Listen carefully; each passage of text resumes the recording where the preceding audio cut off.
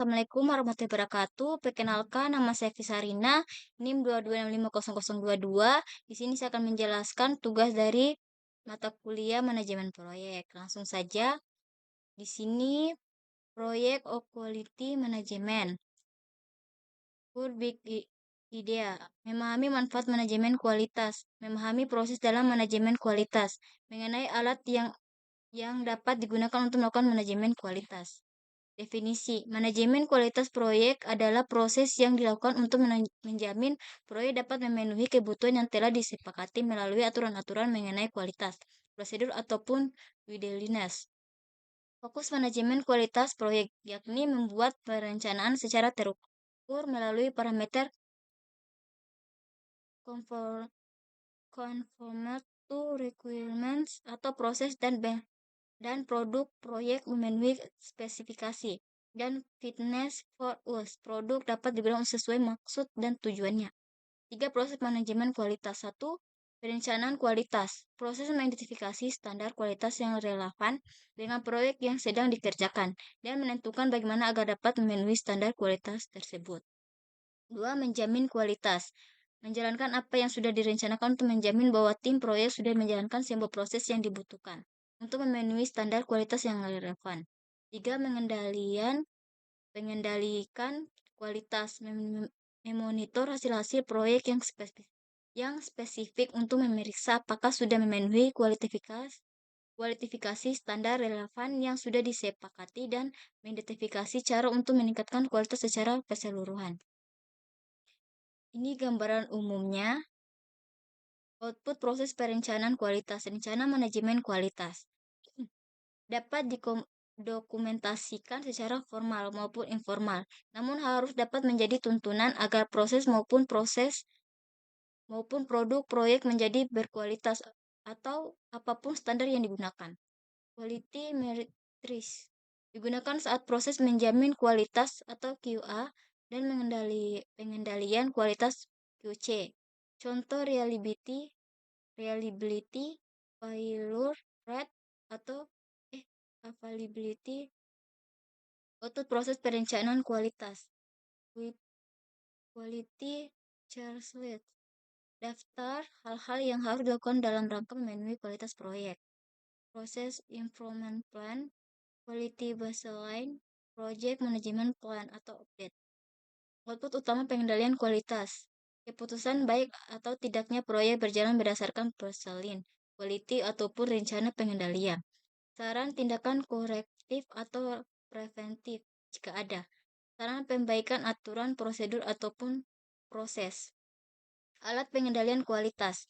Ada banyak alat yang dapat digunakan dalam melakukan pengendalian kualitas antara lain Pareto diagram, statistical sampling, Six Sigma, diagram kontrol, testing atau pengujian, dan lain sebagainya. Contoh Pareto diagram. Statistical sampling, metode pengambilan sampel populasi untuk memahami masalah yang ada. Jumlah sampel yang diambil berkaitan dengan representatif apa data yang diinginkan. MPJ sama dengan 25 kali ertility faktor atau error. RTIT faktor yang sering digunakan. Ini contohnya. Image define mendefinisikan masalah atau peluang, proses, dan kebutuhan pelanggan. Measure mendefinisikan pengukuran pengumpulannya, pengaturannya, dan menampilkan data. Analisis membeda masalah untuk mendapatkan peluang peningkatan kualitas atau biasanya menggunakan Fishbone atau Ishikawa diagram. Improve mensintesis solusi dan ide untuk menyelesaikan masalah yang berkaitan dengan kualitas. Kontrol verifikasi kestabilan peningkatan dan solusi yang sudah diprediksi. Ini Six Sigma dan manajemen proyek. Sigma berarti standar deviation. Dalam metode ini, Standard deviation menyatakan seberapa besar variasi yang ada dalam sebuah distribusi data. Standard deviation adalah faktor utama dalam menentukan jumlah unit kegagalan dalam sebuah populasi. Deviasi. Deviasi kecil menyatakan data perkumpulan ini sekitar pusat data dan hanya ada sedikit variasi dari data tersebut. Data distribusi normal adalah data berbentuk lonceng, yaitu data yang simetris terhadap rata-ratanya.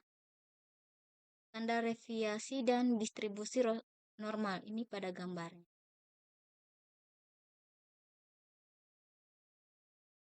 Tabel konversi sigma. Ini Ishikawa diagram pada gambarnya. Contoh diagram kendali, testing atau pengujian banyak digunakan dalam proyek-proyek IT. Banyak profesional IT yang melakukan testing hanya di bagian akhir pembuatan produk. Testing seharusnya dilakukan pada tiap tahapan dalam siklus hidup pembangunan produk.